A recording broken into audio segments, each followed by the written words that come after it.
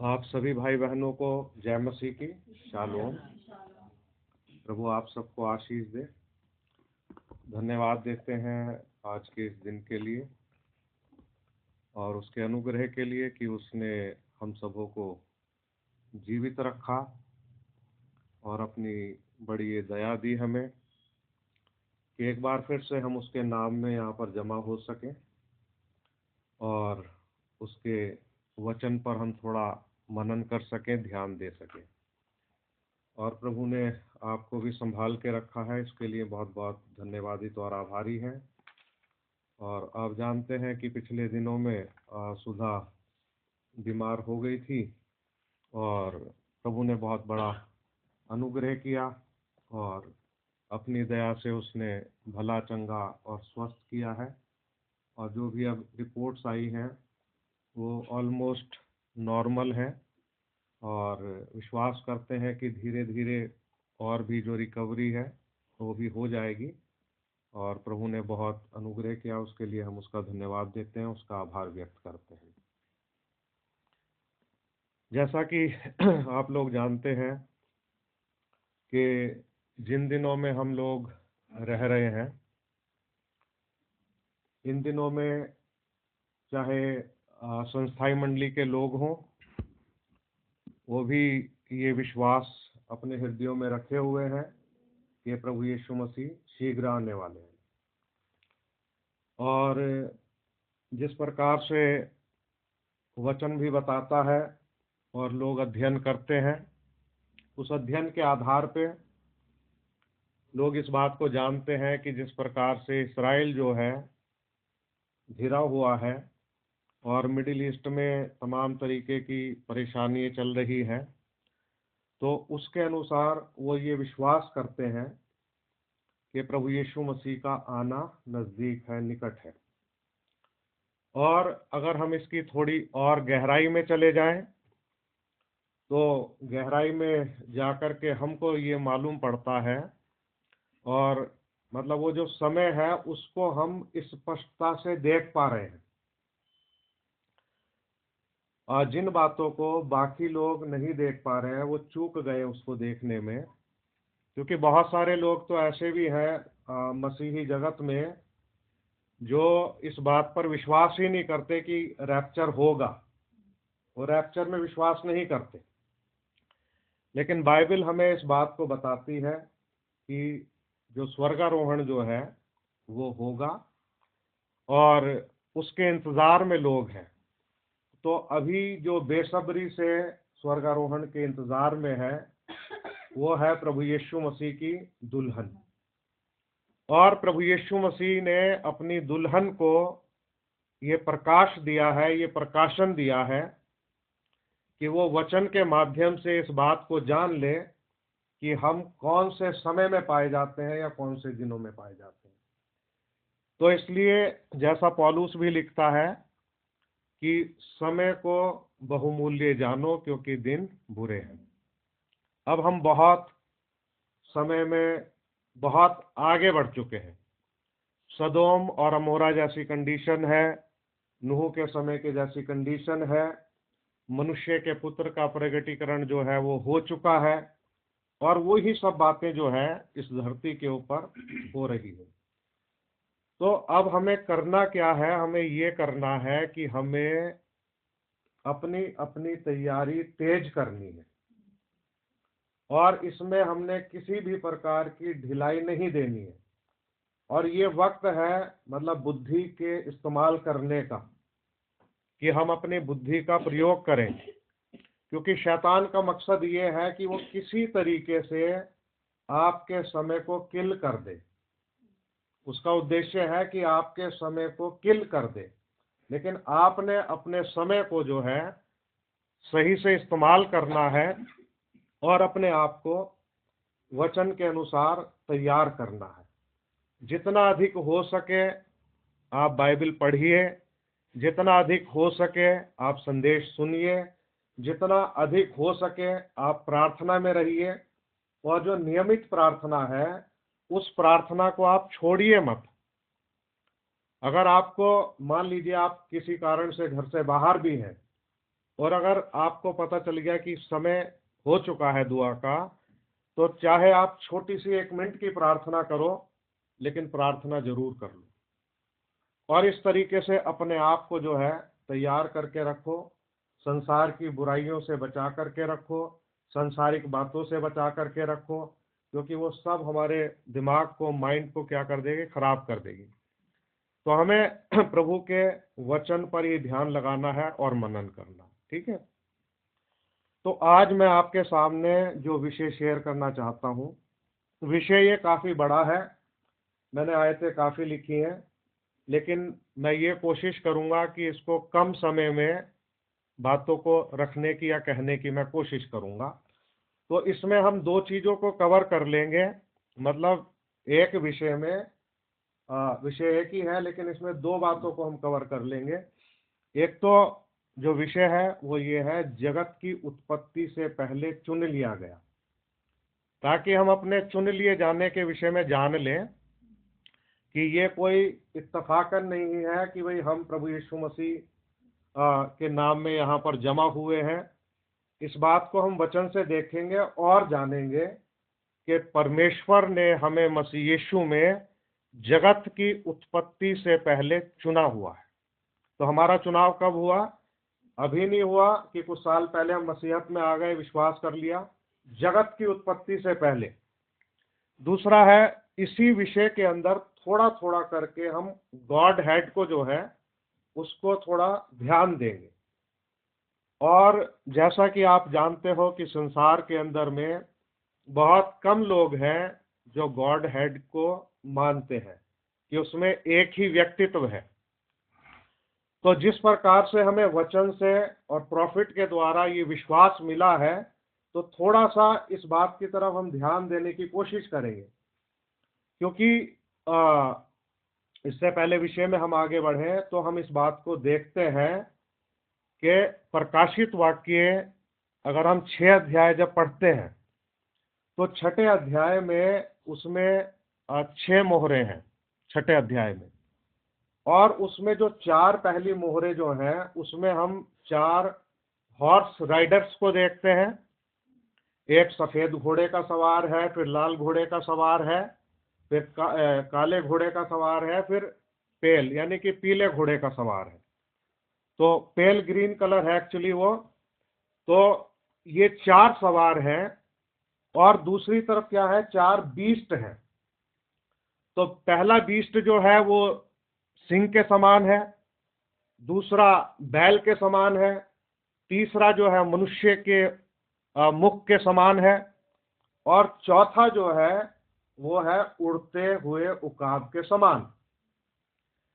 तो क्योंकि ये चीजें जो है बिल्कुल पैरेलल चल रही है, बराबर बराबर चल रही है, और ये उत्पत्ति से ही पैरेलल चली आ रही है, एक साथ चली आ रही है, और लास्ट तक ये एक साथ ही रहेंगी।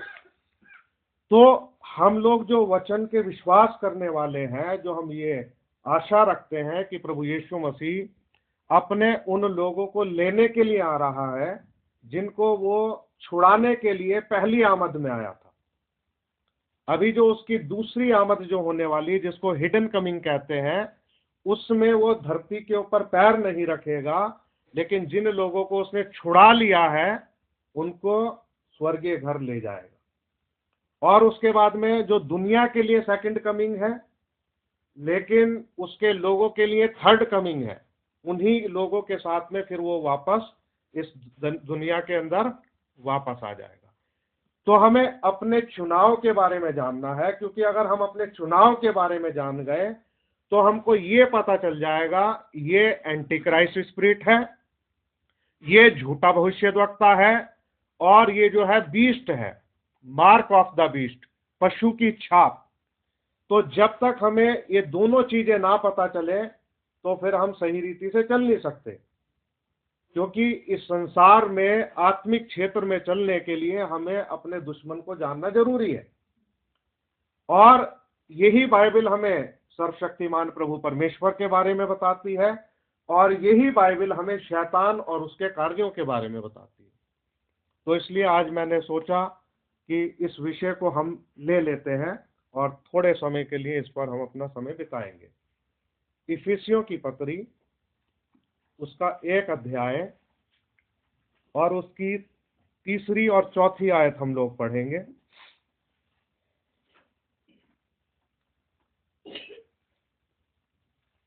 हमारे प्रभु यीशु मसीह के परमेश्वर और पिता का धन्यवाद हो कि उसने हमें मसीह में स्वर्गीय स्थानों में सब प्रकार की आत्मिक आशीष दी है, जैसा उसने हमें जगत की उत्पत्ति से पहले उसमें चुन लिया कि हम उसके निकट प्रेम में पवित्र और निर्दोष हों। परमेश्वर के पवित्र वचन के पढ़े और सुने जाने पर उसकी आशीष हो, आमीन। आइए छोटी सी दुआ करें। प्यारे पिता, आपका धन्यवाद देते हैं। प्रभु यीशु मसीह के पवित्र नाम में हम आपके अनुग्रह के सिंहासन के पास आते हैं पिता, और आपका हृदय से धन्यवाद देते हैं आज इस सुबह के समय के लिए, आपके अनुग्रह और दया के लिए। प्रभु जी, हम विश्वास करते हैं कि आप हमारे बीच में मौजूद हैं प्रभु, और प्रभु आपने अपने अनुग्रह और दया से हमें यहाँ पर इकट्ठा किया है, इसके लिए हम आपके धन्यवादित और आभारी हैं। प्रभु, हम इस योग्य नहीं है प्यारे प्रभु कि आपके इस पवित्र वचन को कह सकें प्यारे प्रभु। खुदावंद प्रभु यीशु मसीह, आपसे विनती करते हैं कि अपने पवित्र आत्मा के द्वारा आप मार्गदर्शन करें, कि खुदावंद इस स्थान को आपका पवित्र आत्मा ले और वो स्वयं आपके वचन के द्वारा बातें करे प्रभु। मेरी दुआ है प्रभु यीशु मसीह कि इस विषय को हमारे लिए सरल करें और हमारे हृदयों में बैठा दे पिता। मैं प्रभु आपके इस पवित्र वचन के लिए बहुत बहुत धन्यवाद देता हूँ, और प्रभु मैं अपने आप को आपके पवित्र हाथों में देता हूँ प्रभु। खुदाबंद जो भी तैयारी की है प्रभु जी, वो आपके सामने है प्रभु, लेकिन मैं विश्वास करता हूँ प्रभु कि मुख से कहना आपकी ओर से होता है प्रभु। जो आप चाहते हैं, जो आपकी इच्छा है, अपने बच्चों से बात करें प्रभु जी, हम सबको आशीषित करें। हम पूरी नम्रता के साथ प्रभु अपने आप को आपके पवित्र हाथों में देते हैं। दुआ यीशु मसीह के नाम में मांगते हैं, आमीन। आप लोग बैठ सकते हैं। प्रभु आपको आशीष दे। तो इफिसियों की पत्री और उसका 1 अध्याय और उसकी 3 और 4 आयत हमने पढ़ी है। तो इसकी 4 आयत ये बताती है, जैसा उसने हमें जगत की उत्पत्ति से पहले उसमें चुन लिया कि हम उसके निकट प्रेम में पवित्र और निर्दोष हों। तो पौलुस को ये प्रकाशन मिला, क्योंकि पौलुस ने अपनी तरफ से कुछ नहीं लिखा। उसने कहा कि ये बातें मैं जो तुम्हें लिखता हूं, ये मुझे प्रभु यीशु मसीह के प्रकाश से मिली है। तो पौलुस को ये प्रकाशन मिला और उसने उस प्रकाशन के अनुसार इस बात को कह दिया कि उसने हमें जगत की उत्पत्ति से पहले उसमें चुन लिया। तो हमारा जो चुनाव है वो जगत की उत्पत्ति से पहले किया गया है। मैं बाइबल की कुछ और भी आयतें आपके सामने पढ़ूंगा और उन आयतों के अनुसार हम लोग आगे बढ़ेंगे, ताकि हम किसी इंसान की बात पर नहीं, क्योंकि इंसान की बातें गलत और झूठी हो सकती हैं, लेकिन जो कुछ भी प्रभु के वचन में लिखा हुआ है उन बातों पर हम विश्वास कर सकें और विश्वास से परमेश्वर के पवित्र वचन को ग्रहण कर सकें। तो यहाँ पर ये आयत हमें बताती कि जगत की उत्पत्ति से पहले चुन लिया गया। हमारा चुनाव जगत की उत्पत्ति से पहले हुआ है। अब इस आयत की और थोड़ी गहराई में पुष्टि करने के लिए हम लोग अय्यूब 38 अध्याय में चलेंगे और वहां से कुछ आयतों को हम लोग पढ़ेंगे। प्रभु हम पर अपना अनुग्रह करे। और इसकी पहली आयत से मैं आपके सामने पढ़ूंगा।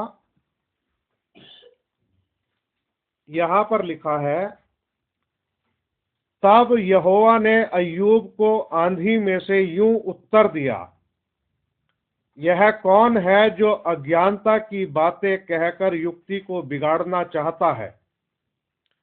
पुरुष के समान अपनी कमर बांध ले, क्योंकि मैं तुझसे प्रश्न करता हूं और तू मुझे उत्तर दे। अब यहां पर परमेश्वर अय्यूब से सवाल करता है और उससे कहता है कि मुझे जवाब दे। अब सवाल देखिए कितना डीप है, कितना गहरा है जो उससे किया गया। अब सवाल किया गया, जब मैंने पृथ्वी की नींव डाली तब तू कहाँ था? ये सवाल परमेश्वर ने अय्यूब से किया कि जब मैंने पृथ्वी की नींव डाली तब तू कहाँ था? यदि तू समझदार हो तो उत्तर दे। उसकी नाप किसने ठहराई, क्या तू जानता है? उस पर किसने सूत खींचा? उसकी नींव कौन सी वस्तु पर रखी गई, या किसने उसके कोने का पत्थर बिठाया? जबकि भोर के तारे एक संग आनंद से गाते थे और परमेश्वर के सब पुत्र जय जयकार करते थे। अब यहां पर परमेश्वर ने क्या कहा? देखिए, अभी सृष्टि की रचना हुई नहीं, लेकिन यहां पर यह बात आ गई कि जबकि भोर के तारे एक संग आनंद से गाते थे और परमेश्वर के सब पुत्र जय जयकार करते थे। आज हम यीशु मसीह में होने के कारण परमेश्वर के बेटे और बेटियां बन चुके हैं। तो सृष्टि की रचना से पहले हम परमेश्वर में थे और जय जयकार कर रहे थे। ये सवाल रखे उसके सामने। फिर जब समुद्र ऐसा फूट निकला मानो वह गर्भ से फूट निकला, तब किसने द्वार बंद करके उसको रोक दिया? जबकि मैंने उसको बादल पहनाया और घोर अंधकार में लपेट दिया और उसके लिए सीमा बांधी और ये कहकर बेड़े और किवाड़े लगा दिए, यहीं तक आ और आगे ना बढ़, और तेरी उमड़ने वाली लहरें यहीं थम जाएं। क्या तूने अपने जीवन में कभी भोर को आज्ञा दी और पौ को उसके स्थान जताया, ताकि वह पृथ्वी के छोर को वश में करे और दुष्ट लोग उसमें से झाड़ दिए जाएं? वह ऐसा बदलता है जैसा मोहर के नीचे चिकनी मिट्टी बदलती है, और सब वस्तुएं मानो वस्त्र पहने हुए दिखाई देती हैं। दुष्टों से उनका उजियाला रोक लिया जाता है और उनकी बढ़ाई हुई बहा तोड़ी जाती है। क्या तू कभी समुद्र के सोतों तक पहुंचा है, या गहरे सागर की थाह में कभी चला फिरा है? क्या मृत्यु के फाटक तुझ पर प्रकट हुए? क्या तू घोर अंधकार के फाटकों को कभी देखने पाया है? क्या तूने पृथ्वी की चौड़ाई को पूरी रीति से समझ लिया है? यदि तू यह सब जानता है तो बतला दे। उजियाले के निवास का मार्ग कहाँ है और अंधियारे का स्थान कहाँ है? क्या तू उसे उसकी सीमा तक हटा सकता है और उसके घर की डगर पहचान सकता है? अब ये इतने ढेर सवाल करने के बाद परमेश्वर स्वयं उत्तर देता है। अभी सवाल अय्यूब से किए गए, लेकिन अय्यूब खामोश है, लेकिन जवाब कौन देता? परमेश्वर देता है। 21वीं आयत में इसका जवाब है, निसंदेह तू यह सब कुछ जानता होगा, क्योंकि तू तो उस समय उत्पन्न हो चुका था और तू बहुत आयु का है। सृष्टि की रचना से पहले ये खुद परमेश्वर ने उत्तर दिया इस बात का, निसंदेह तू ये सब कुछ जानता होगा, क्योंकि तू उस समय उत्पन्न हो चुका था और तू बहुत आयु का है। हमारा विषय है जगत की उत्पत्ति से पहले चुन लिया जाना। जगत की उत्पत्ति से पहले, तो ये चुनाव जगत की उत्पत्ति से पहले। अभी अगर इस बात को जो हमने 21वीं आयत में पढ़ा, निसंदेह ये तो सबको जानता होगा, इसे अगर कोई और कहता तो अलग बात होती, लेकिन स्वयं परमेश्वर ने इस बात को बोला कि तू ये सबको जानता होगा क्योंकि तू उस समय उत्पन्न हुआ था। लेकिन अय्यूब को कुछ भी याद नहीं है, वो उन बातों को बता नहीं सकता, लेकिन वो उसको जानता है, लेकिन अभी उसका आंसर दे नहीं सकता। जगत की उत्पत्ति से पहले चुन लिया जाना। तो हमें ये बहुत ही एक ठोस बात मिली है बाइबल से कि अय्यूब जगत की उत्पत्ति से पहले मौजूद था, जब भोर के तारे एक संग आनंद से गाते थे और परमेश्वर के सब पुत्र जय जयकार करते थे। आइए हम एक और आयत पढ़ेंगे, और उस आयत में प्रकाशित वाक्य में मिलेगी 13 अध्याय की 8वीं आयत है, 13:8।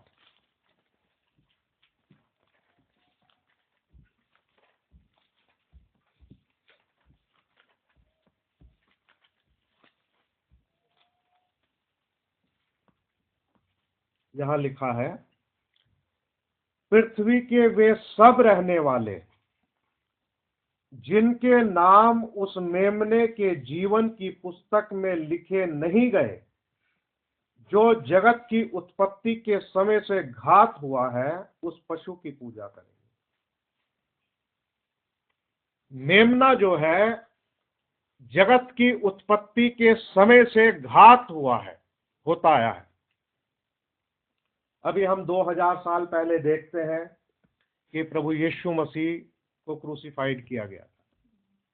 प्रभु यीशु मसीह 2000 साल पहले क्रूसिफाइड हुआ, लेकिन बाइबल बताती है कि मेमना जगत की उत्पत्ति के समय से घात हुआ है, और मेमने के जीवन की जो पुस्तक है उसमें जिनके नाम लिखे नहीं गए, यानी कि कुछ लोग हैं जिनके नाम मेमने के जीवन की पुस्तक में लिखे हुए हैं, कुछ लोग हैं जिनके नाम मेमने के जीवन की पुस्तक में नहीं। तो जिनके नाम मेमने के जीवन की पुस्तक में नहीं है, वो इस पशु की पूजा करेंगे। आगे लिखा, जिसके कान हो वह सुन ले। ये जो बीस्ट सिस्टम जो आने वाला है और बहुत गति पकड़ चुका है, इसमें वो सारे लोग फंस जाएंगे जिनके नाम मेमने के जीवन की पुस्तक में नहीं है। लेकिन अगर आप ये विश्वास करते हो कि जगत की उत्पत्ति से पहले परमेश्वर ने आपको चुन लिया, मुझे चुन लिया, हमारा चुनाव हो चुका है, तो इस बीस सिस्टम के आने से ठीक पहले रैप्चर में हम चले जाएंगे। और इस समय हमें रैप्चर की तैयारी करनी है। प्रॉफिट ने एक बहुत प्यारी बात बोली, मुझे बड़ी दिल को छू गई वो बात, और वो बात ये बोली कि जो डिवाइन हीलिंग जो है वो इस बात को साबित करती है कि एक रेजरेक्शन है, जी उठना है। डिवाइन हीलिंग का मतलब दिव्य चंगाई। आप जानते हो कि पिछले दिनों में प्रभु ने अपना अनुग्रह किया, और पिछले काफी समय से प्रभु ने ये सबके जीवन में प्रमाणित किया है, सबको स्पर्श करके कुछ ना कुछ काम करके। जैसे मेरे गॉल ब्लैडर में स्टोन्स थे, दर्द कितना भयानक होता था, 1 साल तक मैं बहुत परेशान रहा। लेकिन जिस दिन मैंने मन बना लिया, प्रार्थना करवाई, लेकिन मैंने विश्वास कर लिया, जिस दिन दुआ हुई मेरे लिए, फोन पे छोटी सिंपल प्रेयर हुई, बहुत ही साधारण शब्दों में छोटी सी दुआ, मैंने विश्वास कर लिया। उसके बाद कभी मेरे गॉल ब्लैडर के स्टोन में दर्द नहीं हुआ, कभी नहीं हुआ, एक बार भी नहीं हुआ। हाँ, जिस दिन वो प्रॉब्लम बाहर निकली, उस दिन भाई विक्की के घर पर थोड़ी घबराहट हुई थी, थोड़ा पसीना मुझे आया, थोड़ी तबीयत बिगड़ सी रही थी, हल्की सी, लेकिन वो उतनी देर की थी क्योंकि उस चीज ने बॉडी के अंदर से बाहर निकलना था। तो दिव्य चंगाई जो है, डिवाइन हीलिंग, जैसे मैं बहन बनीता को हमेशा याद करता हूं, जब ये पानीपत में थी तो इनकी आंख के अंदर बहुत सीवियर पेन था और इन्होंने भाई से कहा कि वही प्रार्थना करवाओ, और जब प्रार्थना की गई तो मतलब वो मिरेकल था, वो हीलिंग नहीं थी, मिरेकल था। मतलब क्षण भर में वो जो था पेन चला गया। और इसी प्रकार से वो जो भाई पतरस जो था, पीटर नाम था उसका, पतरस, पीटर बोलते थे शायद है, इतनी खुजली उसको हो रही थी, वो जैसे उसका दिल कर रहा था मैं दीवारों में अपना सिर मार लूं है। और वो गत्तों पे, भाई बता रहे थे कि वो डिब्बे जो थे गत्तों पे, उन पे लाते मार रहा था क्योंकि उससे रहा नहीं जा रहा था, मैं क्या करूं। और छोटी सी प्रार्थना हुई फोन पे और तुरंत उसकी खुजली चली गई, जबकि 3 दिन से उसको खुजली शुरू हुई, तीसरे दिन इतनी सीवियर हुई कि वो रह नहीं सकता था। क्यों भाई, आप गवाह हैं इस बात के, सही कह रहा हूं? हाँ। और जब ये लोग वापस गए वहां पर, जो मैनेजर थे या जो भी व्यक्ति थे, मैं भूल गया ये क्या बोलते थे उनको, तो उन्होंने कहा कि ये ठीक हो गए। इन्होंने कहा हाँ ठीक हो गए। कहाँ से दवाई लाए? इन्होंने कहा कोई दवाई नहीं ली, प्रार्थना करवाई, ठीक हो गए। तो ये जो डिवाइन हीलिंग है, ये इस बात को प्रकट करती है, प्रमाणित करती है कि एक रेजरेक्शन भी है। और रेजरेक्शन के लिए, मतलब जी उठने के लिए और हमारे बॉडी चेंज के लिए हमें जिस विश्वास की जरूरत है, वो विश्वास हमें परमेश्वर के वचन से मिल सकता है, पवित्र आत्मा की सहायता से मिल सकता है मेरे प्रिय भाई बहन। और जब तक प्रभु हमारे जीवन में कोई काम नहीं करेगा, जब तक हम अपना जीवन संसार में बिता रहे हैं, जब तक संसार हमारे अंदर है, जब तक हमारे संबंध हमारे प्रभु से ठीक नहीं हो जाते, जब तक हमारे संबंध एक दूसरे से ठीक नहीं हो जाते, तो हमारे जीवन में प्रभु काम नहीं करेगा। हमें एक दूसरे के साथ भी मधुर संबंध रखने हैं। किसी के बारे में गलत नहीं बोलना, गलत नहीं सोचना, गलत नहीं करना। किसी से गलती हो जाती है या हो गई है, एक दूसरे को क्षमा करना है। और इसी प्रकार से वचन के दायरे में रह करके अपने जीवन को बिताना है। अगर हम वचन से बाहर जीवन बिताएंगे, हम सोचेंगे, मैं सोचूंगा मुझे तो कोई नहीं देख रहा, लेकिन प्रभु मुझे देख रहा है। लेकिन जब मेरी मुसीबत आएगी, मेरी परेशानी आएगी, कोई बीमारी आएगी, तो उस वक्त जो है सिर्फ वो चीजें हमें खाने को दौड़ेंगी, हमारे ऊपर दोष लगाएंगी। क्योंकि जब हम प्रभु की उपस्थिति में बैठते हैं और उससे कुछ मांगते हैं, और अगर हमारा मन हमें दोष देता है, तो वो चीजें हमें बहुत ही बेचैन कर देती हैं। कुछ बातें ऐसी होती हैं कि इंसान उनका इकरार भी नहीं कर सकता। कुछ पाप ऐसे होते हैं कि इंसान को इकरार करते हुए भी मतलब उसका हृदय तैयार नहीं होता।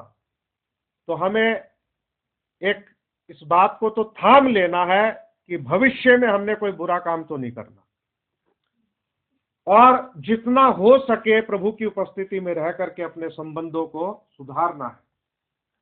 तो तब ये बॉडी चेंज वाला जो विश्वास है, तब हमारे अंदर धीरे धीरे डेवलप होगा। और अब समय बहुत तेजी से जा रहा है, स्पीड से जा रहा है भाई मेरे। उसके लिए हमारे पास क्योंकि समय कम है, तो हमें ज्यादा समय उपयोग करना है अपने जीवन के परिवर्तन के लिए, समर्पित करना है प्रभु को, ताकि उसके वचन को सुने और उसकी तरफ ध्यान लगाए, उसकी खोज में रहे और उससे बुद्धि मांगे, प्रकाशन मांगे। ये वक्त की मांग है। क्योंकि आप सब जानते हो, आपसे कोई बात छिपी नहीं, कि पिछले दिनों पोप की और जो शायद ब्रिटेन के जो राजकुमार हैं चार्ल्स, उन दोनों ने एक साथ जॉइंट प्रेयर की है ना। और अभी पोप साहब जो है वो कहाँ गए? टर्की में गए। तो मिडिल ईस्ट में पीस एग्रीमेंट के लिए पोप साहब जो है बहुत तेजी से काम कर रहे हैं, ताकि वो बीस्ट सिस्टम जो है वो आ सके, क्योंकि हमारी आंखों के सामने वो काम हो रहे हैं। इस्राएल घिरा हुआ है और उसकी मांग है कि उसको तीसरा मंदिर मिले। वो उसके लिए लड़ाई कर रहा है और उसके अपने अस्तित्व की लड़ाई है, और वो खामोशी से नहीं बैठ सकता, क्योंकि मसीही लोगों की तरह अगर वो खामोश बैठेंगे तो दुश्मन जो है उनको उड़ा देंगे। वो खामोश नहीं बैठ सकते, इसलिए उनकी आंखें बंद हैं, मसीहा को जानते नहीं, व्यवस्था के अनुसार अपनी लड़ाई लड़ रहे हैं।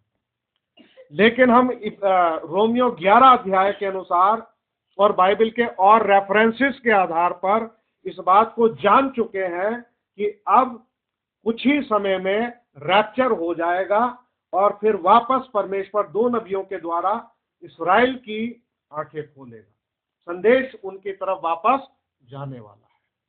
तो मेरे प्रिय भाई बहनों, मुझे एक बड़ी अच्छी लगती है बात पौलुस की, जो दूसरा थिस्सलुनीकियों में वो इस बात को बड़ी सफाई से कहता है कि जब चोर आता है तो वो रात को आता है, जो सोते हैं वो रात को सोते हैं, जो मतवाले होते हैं वो रात को मतवाले होते हैं।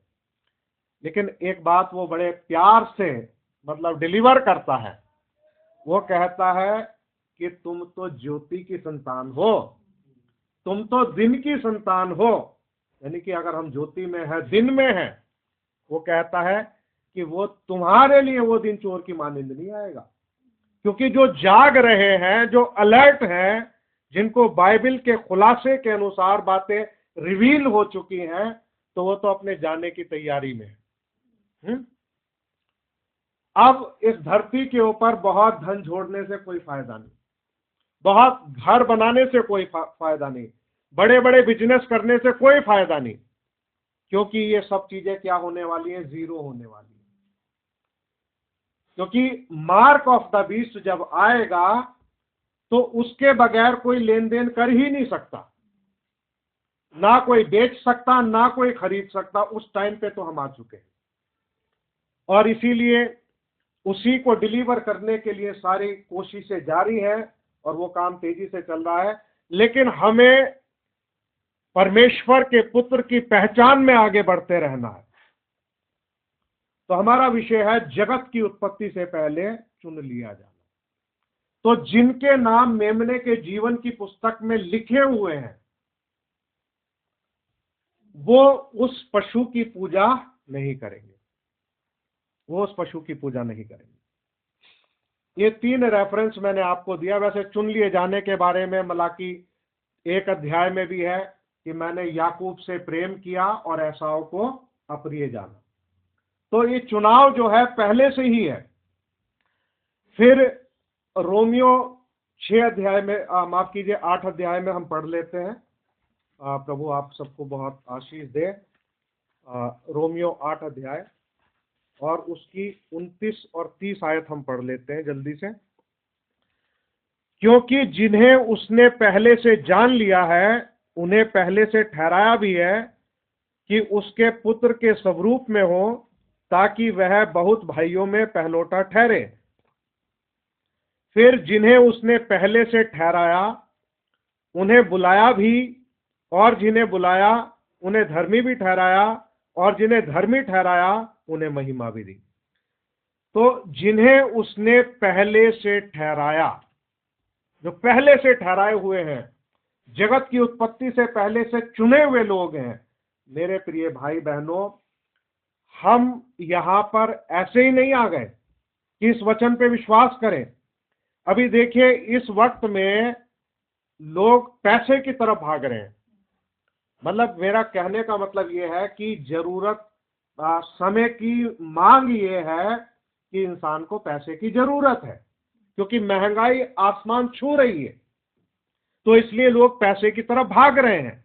लोग एक दूसरे को चीट कर रहे हैं, एक दूसरे को धोखा दे रहे हैं, और इतने ज्यादा स्कैम हो रहे हैं, तरह तरह से नए नए तरीके लोगों को ठगने के, लूटने के, उनके अकाउंट को जीरो करने के आ पहुंचे। और कितनी ठगी हो रही है, कितनी बेईमानी हो रही है। क्यों हो रही है? क्योंकि हर एक इंसान को पैसा चाहिए, पैसा चाहिए, पैसा चाहिए। ये हालात हो गए। तो अब हमें भी तो पैसा चाहिए भाई, रोटी खानी है, आटा लाना, आपको भी चाहिए, आपको भी चाहिए, आपको भी। लेकिन आप यहां पर आकर के बैठ गए। अभी आप पैसे के पीछे नहीं भाग रहे, जो मिल रहा है उसमें संतुष्ट हैं, प्रभु का धन्यवाद कर रहे हो कि प्रभु आपने हमें खाने के लिए रोटी, पहनने के लिए कपड़ा और रहने के लिए स्थान दिया। दिल में सुकून है, शुक्रगुजारी है। लेकिन यहां पर आकर के क्यों बैठे हो? इतनी दूर से आप आते हो, अपना पेट्रोल खर्च करते हो, अपना किराया खर्च करते हो, यहां पर अपनी ऑफरिंग डालते हो, प्रभु को भी आप अपना जो है हिस्सा जो है वो देते हो। क्यों करते हो ये सब काम आप और मैं अपने आप से नहीं कर रहे हैं। ये काम इसलिए हो रहे हैं क्योंकि प्रभु ने हमें पहले से ठहराया। जिन्हें उसने पहले से ठहराया उन्हें बुलाया भी। तो बुलाने वाला प्रभु है, कोई इंसान आपको बुला के नहीं लाया। किसी इंसान ने आपको कोई बात समझा नहीं दी।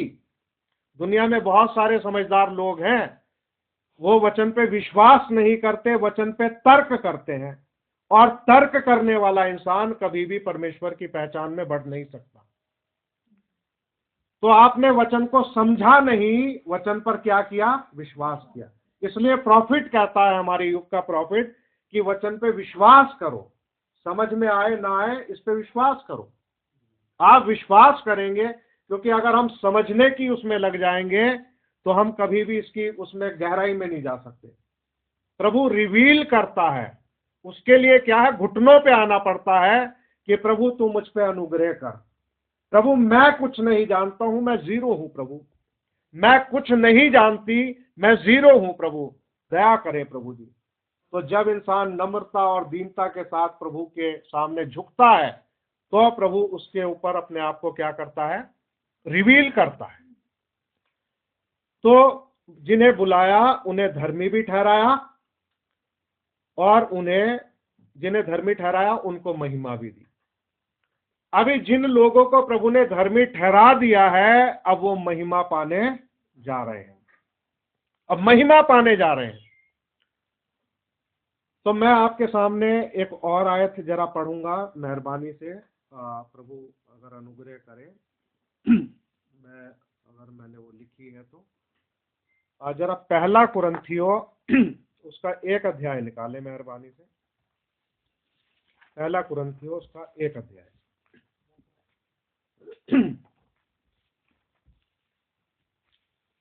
और उसकी हम पढ़ेंगे 26 से 28 आयत। देखिए यहाँ पे क्या लिखा है। एक बार इस विषय को हमने प्रीच भी किया था, उसका टॉपिक का नाम था सी योर कॉलिंग, है ना। आइए हम इसको पढ़ते हैं। हे भाइयों, अपने बुलाए जाने को तो सोचो। अब ये भाई सोचने का विषय है, क्योंकि पौलुस कहता है हे भाइयों, अपने बुलाए जाने को तो सोचो। अब यहाँ पे वो बात छिपी हुई है, ना शरीर के अनुसार बहुत ज्ञानवान और ना बहुत सामर्थी और ना बहुत कुलीन बुलाए गए, परंतु परमेश्वर ने जगत के मूर्खों को चुन लिया है कि ज्ञानवानों को लज्जित करे, और परमेश्वर ने जगत के निर्बलों को चुन लिया है। बाबू कनेक्ट कर देना। निर्बलों को चुन लिया है, कि बलवानों को लज्जित करे, और परमेश्वर ने जगत के नीचों और तुच्छों को, वरन जो है भी नहीं, उनको भी चुन लिया है कि उन्हें जो है व्यर्थ ठहराए।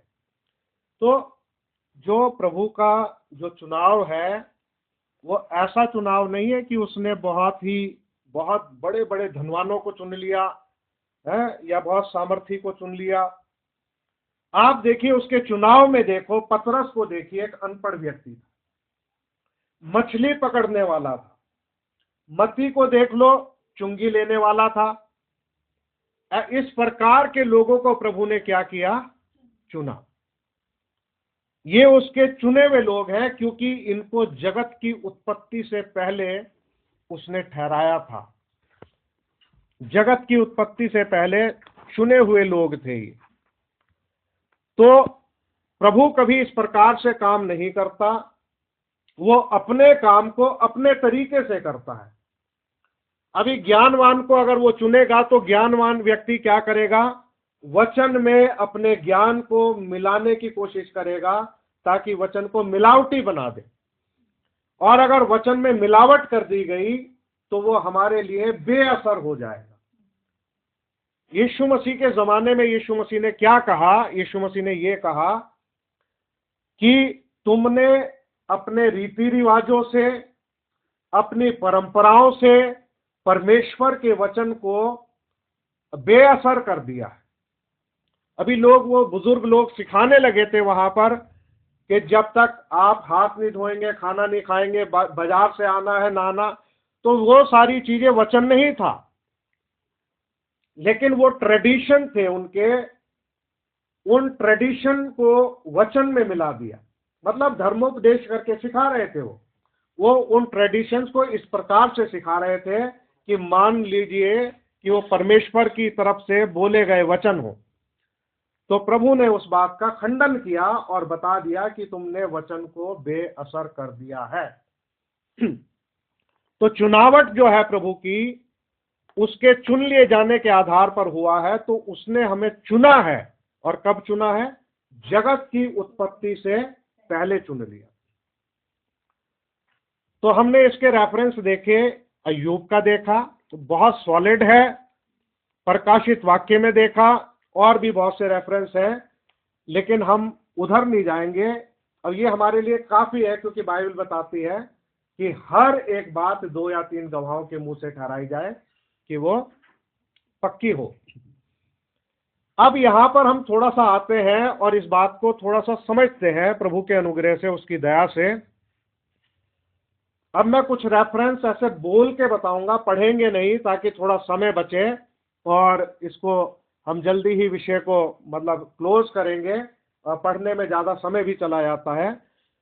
यूहन्ना 4:24 में लिखा है, परमेश्वर आत्मा है और अवश्य है उसका भजन करने वाले आत्मा और सच्चाई से उसका भजन करें, उसकी आराधना। तो ये बात प्रभु यीशु मसीह ने बोली कि परमेश्वर आत्मा है, परमेश्वर आत्मा है। परमेश्वर जो है वो इटर्नल स्पिरिट है। और पौलुस उसके बारे में लिखता है, 2 जगह बात वो लिखी हुई है। एक तो यूहन्ना 1:18 में लिखी है, वो ये लिखा है, परमेश्वर को कभी किसी ने नहीं देखा। क्लियर हो गया? परमेश्वर को कभी किसी ने नहीं देखा, ये यूहन्ना 1:18 में लिखा है। एकलौता पुत्र जो पिता की गोद में है, उसी ने उसको प्रकट किया। दूसरी बात ये लिखी है, 1 तीमुथियुस 6:16 में लिखा है कि वह अगम्य ज्योति में रहता है। पौलुस कहता है कि उसे ना कभी किसी ने देखा और ना उसे कभी कोई देख सकता है। तो ये जो इटर्नल स्पिरिट जो है, अनंत आत्मा जिसको कहते हैं, परमेश्वर। अब मूसा एक बार कहने लगा कि मैं परमेश्वर आपको देखना चाहता हूं। तो परमेश्वर ने कहा कि मेरा मुख का दर्शन देख के कभी कोई जीवित नहीं रह सकता, जीवित नहीं रह सकता। तो खैर उसने उसको दिखाया अपने आप को, उसकी पीठ का दर्शन दिखाया। तो हम थोड़ी सी, क्योंकि मैंने आपसे बोला था कि थोड़ा हम गॉड हेड के बारे में भी देखते चलेंगे, और ताकि हम मेन पॉइंट पर आ सकें कि हमारे हृदय में ये बात पूरी तरीके से पक्की हो जाए कि जो हमारी थियाफैनी है, हमारी जो दूसरी देह जो है वो बेदाग है, बेझुर्री है, उसमें कोई उम्र नहीं है और वो अनंत है। तो उस पॉइंट पे लाने के लिए मैं ये सारा मैसेज जो है आपके सामने इसलिए रख रहा हूं ताकि हम उस पॉइंट को पकड़ लें। उस पॉइंट को अगर हमने पकड़ लिया तो हमारे हृदय के अंदर ये जिज्ञासा जाग जाएगी कि हम रैप्चर के लिए अपनी तैयारी को और अधिक तेज कर दें। तो परमेश्वर आत्मा है। ये हमें क्लियर हो गया है, उसे ना कभी किसी ने देखा है, ना उसे कभी कोई देख सकता है। ये परमेश्वर का वचन बताता है। अब एक और बात है, वो ये है कि सारी सृष्टि की रचना परमेश्वर के वचन के द्वारा हुई। सारी सृष्टि की रचना परमेश्वर के वचन के द्वारा हुई। ये हमें यूहन्ना 1 अध्याय में मिल जाएगा। रेफरेंस हम नहीं पढ़ रहे हैं। तो अब इस पॉइंट को नोट करें कि जब परमेश्वर ने कहा उजियाला हो, तो उजियाला हो गया। उसने शब्द बोला और वो चीज अस्तित्व में आ गई। तो प्रॉफिट ने बड़ा अच्छा समझाया और ये बात बताई कि इससे पहले कि कोई शब्द बोला जाता, वो शब्द क्या होता है? एक विचार होता है। तो परमेश्वर जो अनंत आत्मा है, इटर्नल स्पिरिट है, उसके मन में अपने विचार थे, और जब उसने विचारों को प्रकट करना शुरू किया तो वो वचन बन गए। तो वचन की शुरुआत है और वचन का अंत है। वचन का आदि है और अंत है। वचन अल्फा है और ओमेगा है। वचन प्रथम है और अंतिम है। तो जब पहली बार परमेश्वर ने सृष्टि करने के लिए कोई वचन बोला, यानी कि अपने विचार को प्रकट किया, तब क्या हुआ? उस वचन की शुरुआत हो गई। जैसे बाइबल में क्या लिखा है? आदि में वचन था, वचन परमेश्वर के साथ था, और वचन परमेश्वर था, वचन देहधारी हुआ। ये वचन में लिखा हुआ। तो इटर्नल स्पिरिट, उसके मन के जो विचार थे, उसने रिवील किया। अब उसके विचारों में था कि उजियाला बनाए वो। उसके विचारों में था कि एक सूरज हो, चांद हो, सितारे हो, खूबसूरत चिड़िए हो, अच्छे फल फ्रूट हो, बहुत बड़े पहाड़ हो, और अच्छी नदियां हो, समुद्र हो, उसका सिवाना हो, तरह तरह की चीजें उसके विचारों में थी। ये आज जो हम सूरज देखते हैं, चांद देखते हैं, ये परमेश्वर के विचारों का प्रगटीकरण है। उस इटर्नल स्पिरिट का जो विचार जो थे, वो जब प्रकट हुए तो ये सब उसका मैनिफेस्टेशन है। मेरे प्रिय भाई बहनों, मैं और आप भी उसके वचन का मैनिफेस्टेशन है, उसके वचन का प्रगटीकरण है। तो जगत की उत्पत्ति से पहले हम कहाँ थे? परमेश्वर के विचारों में। और अय्यूब को वो यही बात प्रभु ने कहा कि ये सब बात तो तू निसंदेह जानता होगा, क्योंकि तू तो उस समय उत्पन्न हुआ था। हमें जो है एक आज के इस विषय में, बाकी चाहे आपको बातें याद रहे ना रहे, एक बात को जरूर कैच कर लेना, जिसपे हमारा मेन फोकस है, वो है थियाफैनी के बारे में, क्योंकि ये सारी बातें रिलेटेड हैं। अब देखिए, जब अब्राहम को, ये हम आयत पढ़ेंगे, इब्रानियों 7 अध्याय निकाल ले मेहरबानी से।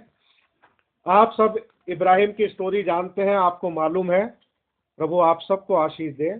7 अध्याय पहली आयत से हम लोग पढ़ेंगे।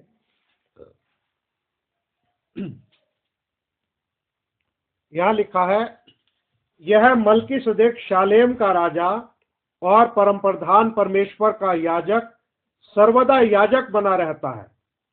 जब अब्राहम राजाओं को मारकर लौटा जाता था, तो इसी ने उससे भेंट करके उसे आशीष दी।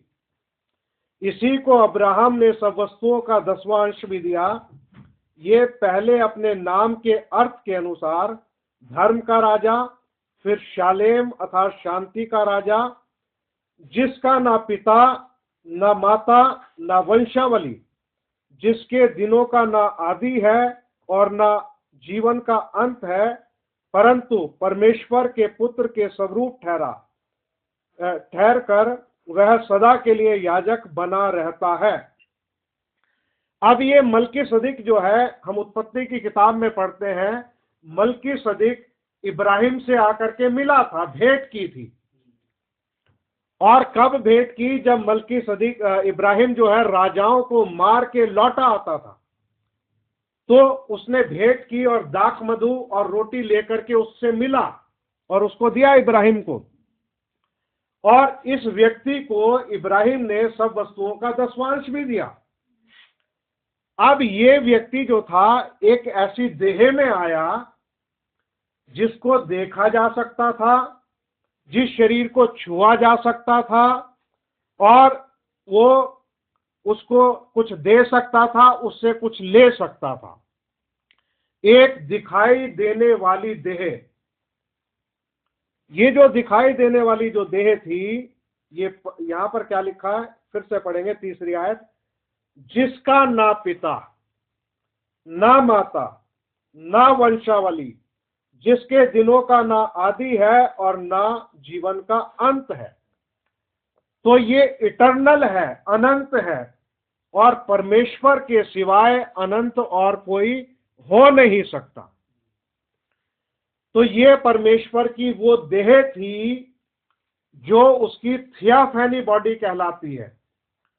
ये एक ऐसी अनंत देह है कि इसके अंदर ना कोई बीमारी है, ना इसमें कोई मौत है, ना इसकी कोई शुरुआत है, ना कोई इसका अंत है। ये इटर्नल परमेश्वर का दिखाई देने वाला रूप था और इब्राहिम को वो दिखाई दिया। अब आप ये सोच लीजिए कि इस अपनी इस वाली देह के पीछे परमेश्वर ने अपने आप को छिपाया और इब्राहिम से आकर के भेंट की। और हम और अगले अध्यायों में भी देखते हैं कि किस तरीके से इब्राहिम को वादा दिया गया और किस प्रकार से इब्राहिम से बातें की, इब्राहिम ने उसको देखा, इब्राहिम ने उसको खाना खिलाया। तो यीशु मसीह क्या जिक्र करते हैं अपने जमाने के शास्त्री और यहूदियों से, जो फरीसी थे? प्रभु यीशु मसीह ने कहा कि इससे पहले इब्राहिम उत्पन्न हो मैं हूं, और इब्राहिम मेरा दिन देखने से बड़ा प्रसन्न हुआ। तो जब वो मलकीसदीक के रूप में उसे भेंट किया था, उस बात का जिक्र प्रभु यीशु मसीह वहां पे कर रहे हैं। तो हमने इस बात को देखा कि ये जो मलकीसदीक था 10वां अंश लेके और इब्राहिम को रोटी और दाखमधु देके वहां से चला गया, और इस प्रकार से ये मुलाकात हुई। और इब्रानियों में पौलुस जो है इस बात को बड़े गहराई से उठा करके कलीसिया को बात समझा रहा है। अब प्रॉफिट ने ये बात बताई कि हमारा आना इस धरती पे कैसे हुआ, हम क्यों पाप के शरीर में पड़े हुए हैं, हमने क्यों इतनी बुराइयां की हैं, हमारे जीवन से क्यों कोई अच्छाई प्रकट नहीं हुई, क्यों हम पापी हैं, क्यों हमें एक उद्धारकर्ता की जरूरत महसूस हुई, और इस सुसमाचार को सुन के हम उसके पास आ गए। तो प्रॉफिट ने कहा कि हम अपनी थियाफैनी को बायपास करके डायरेक्ट इस शरीर में आ गए, इस पाप के शरीर में डायरेक्ट आ गए। थियाफैनी को हमने बायपास कर दिया, उसमें होकर के नहीं आए, ताकि हम परमेश्वर के गुणों को प्रकट कर सकें। तो जब हमने सुसमाचार को सुना तो अपने आप को पहचाना कि हम पापी हैं और हमारे पापों का मूल्य परमेश्वर ने अपने पवित्र लहू को बहा करके चुका दिया। अब ये परमेश्वर की देखिए अपने आप को कैसे कैसे उसने प्रकट किया। मूसा के सामने आया तो उसने कहा जिसका नाम मैं हूं है, वो एक ही खुदा है, वो इटर्नल स्पिरिट, लेकिन पिलर ऑफ फायर में उसके सामने प्रकट हुआ। इब्राहिम को मलकीसदीक के रूप में दिखाई दिया। इब्राहिम को उसने अपना नाम यहोवा नहीं बताया, उससे कहा मैं सर्वशक्तिमान ईश्वर हूं, मेरी उपस्थिति में चल और सिद्ध होता जा। लेकिन जब इस्राएलियों को छुड़ाने का समय आया तो उसने अपना नाम यहोवा करके प्रकट किया। वही परमेश्वर जब उद्धार करने का समय आया तो मत्ती 1 अध्याय की 21वीं आयत में लिखा हुआ है कि तू उसका नाम यीशु रखना, क्योंकि वो अपने लोगों का उनके पापों से उद्धार करेगा। सेम गॉड, वही परमेश्वर, लेकिन वो अपनी थियाफैनी में लहू नहीं बहा सकता था। अब्राहिम से मुलाकात की उसने, वो अनंत परमेश्वर है, ना दिनों का आदि ना जीवन का अंत, लेकिन अपनी थियाफैनी में होने के कारण वो अपना खून नहीं बहा सकता था।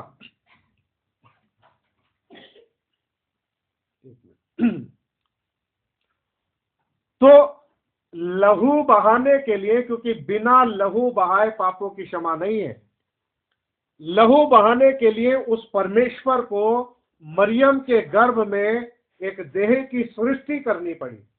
और पौलुस इब्रानियों में ही कहता है कि बलिदान और भेंट उसने ना चाहा, उसने अपने लिए एक देह तैयार की। और बाइबल बताती परमेश्वर ने मसीह में होके संसार के साथ अपना मेल मिलाप कर लिया।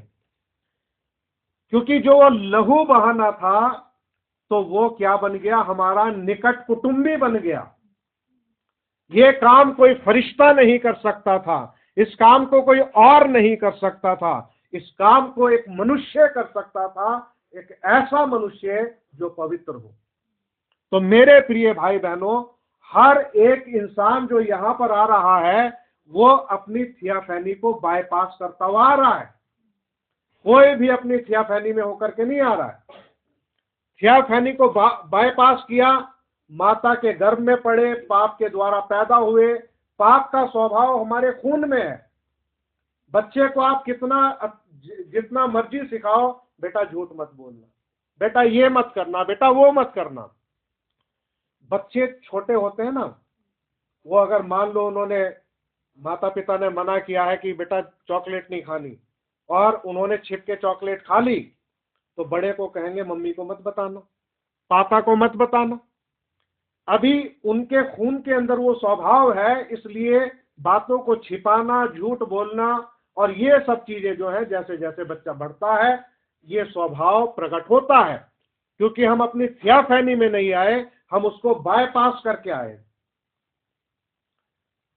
तो इसलिए हमारे छुटकारे के लिए, हमारे उद्धार के लिए एक ऐसे लहू की जरूरत थी जो पवित्र लहू हो, एक ऐसे मेमने की जरूरत थी जो परमेश्वर का मेमना हो और निष्कलंक हो।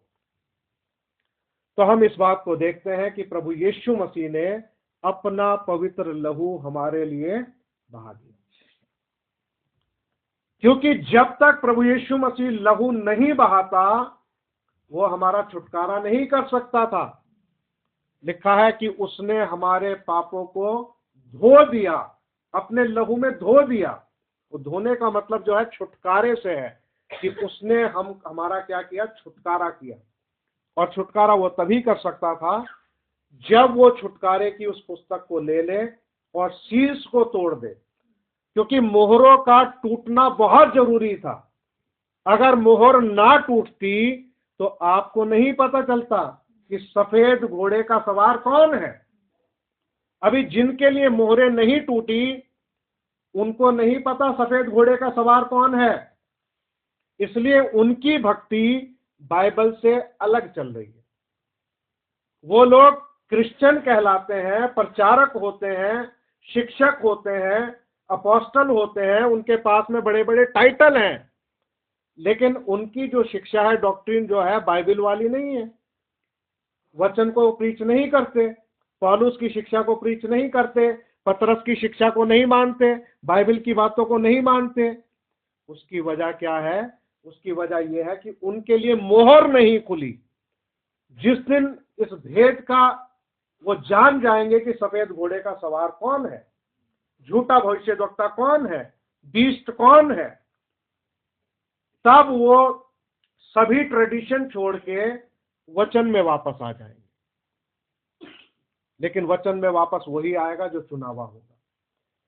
तो अब आप इस बात को समझ रहे हैं कि प्रभु यीशु मसीह की जो पहली आमद हुई, उनके लिए उसने लहू सबके लिए बहाया, पूरी दुनिया के लिए। वो चाहता है कि उद्धार हो, धीरज धरता है, लेकिन उसके पास आएंगे चुने हुए ही, विश्वास चुने हुए ही करेंगे, जिनको जगत की उत्पत्ति से पहले चुना गया है।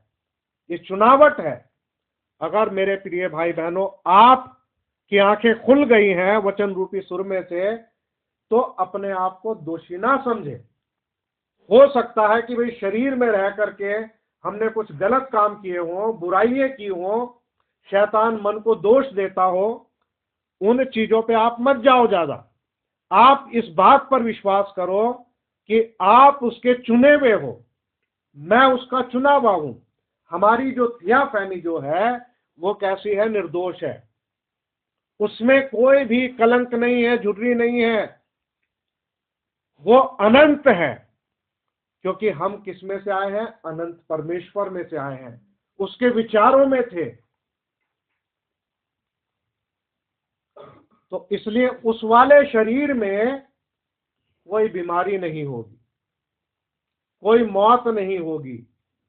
आज हमारे बाल सफेद हो गए हैं, झुर्रियां पड़ रही है, कंधे झुक रहे हैं, धीरे धीरे समाप्ति की तरफ जा रहे हैं, ना जाने किस समय चले जाएं।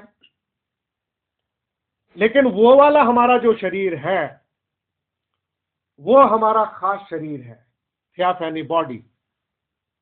बाइबल क्या बताता है कि ये नाशवान अविनाश को पहन लेगा, ये मरणहार अमरता को पहन लेगा। वो अमर है। तो उसको पाने की हमारी लड़ाई है, उसको पाने की लड़ाई है। और शैतान ये चाहता है कि आपको और मुझे पाप में मार दे, यानी कि अविश्वास में मार दे, और हम उससे वंचित रह जाएं। लेकिन प्रभु यीशु मसीह ने कहा कि जो मुझ पर विश्वास करता है, अगर वो मर भी जाए तो जी उठेगा, और अगर जीवित है तो अनंत काल तक ना मरेगा। ये ऐसा आश्वासन है। ये किनके लिए है? जिनको उसने जगत की उत्पत्ति से पहले उसमें चुन लिया। और इस आखिरी के समय में जो संदेश हमको मिला है, ये जो रेस्टोरेशन का काम हुआ है, ये इसलिए हुआ है ताकि हमारा ट्रांसफॉर्मेशन हो जाए, बदलाव हो जाए। मेरे प्रिय भाई बहनों, ये वचन रूपी सुरमा ही है जो हमारी आंखों को खोल रहा है, हमें दिखाई दे रहा है। उसकी वजह यह है कि जगत की उत्पत्ति से पहले चुन लिया जाए। तो परमेश्वर जो अनंत आत्मा है, उसने उस शरीर में आकर के हमारे लिए लहू बहा दिया और अपना पवित्र आत्मा हमें बयाने के रूप में दे दिया। बयाने के रूप में पवित्र आत्मा है, और वो हमारे ऊपर एक मोहर है। भाई इधर आ जाओ, जगह है। तो छुटकारे के दिन तक के लिए छाप कर दिया गया, छुटकारे के दिन तक के लिए। तो हमें प्रभु से ये प्रार्थना करनी है कि प्रभु हमें पवित्र आत्मा से भरे, हमें प्रकाशन से भरे, हमारी सहायता करें और अपने इस वचन के प्रकाश में चलाएं। तो इस बात पर हमें विश्वास करते हुए आगे बढ़ना है, और इस बात पे हृदय से विश्वास करना है कि पहले से चुन लिया जाना, पहले से ठहराया जाना। और हमारा जो लक्ष्य है, हमारा उद्देश्य जो है वो ये है कि हम अपनी दौड़ को कंप्लीट करें और अपनी थियाफैनी को प्राप्त करें। और किसी भी मनुष्य के लिए उस थियाफैनी को प्राप्त करने का एक ही तरीका है कि जैसा पतरस बताता कि पश्चाताप करो अपने गुनाहों के मोचन के लिए। कवर नहीं होते, उसमें पाप मिटा दिए जाते हैं यीशु मसीह के नाम में बपतिस्मा, तब तुम पवित्र आत्मा का दान पाओगे। और जब हम आत्मा के अनुसार पे चलते हैं तो परमेश्वर के बेटे और बेटियां बन जाते हैं, और अपने वचन के द्वारा वो अपने आप को हम पर रिवील करता चला जाता है। और हमारे प्राणों की खुराक जो है वो परमेश्वर का ये वचन होता है। तो इसी को हम भूख और प्यास से खाते हैं, और जो इस वचन को खाता है वो कभी मरेगा नहीं, उसके पास अनंत जीवन है। प्रभु आप सबको आशीष दें। आइए हम अपने स्थानों पर खड़े हो जाएंगे और प्रार्थना में चलेंगे।